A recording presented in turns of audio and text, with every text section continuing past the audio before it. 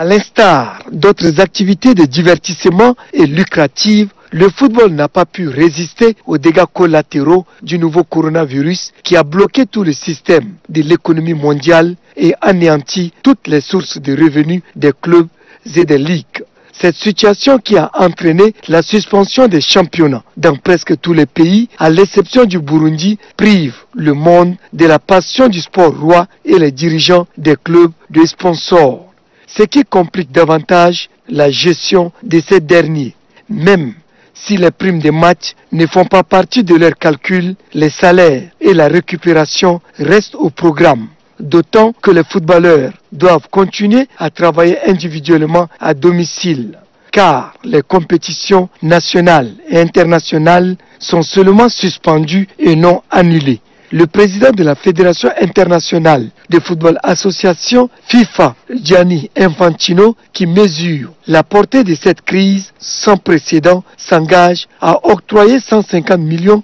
de dollars aux 211 fédérations affiliées dans les jours à venir. Au niveau de la Fédération tchadienne de football association, l'on se réjouit de cette volonté de l'instance dirigeante du football mondial qui permet d'éviter l'arrêt de la pratique du football dans les pays pauvres où le sport n'est pas soutenu par les entreprises, à l'exemple du Tchad.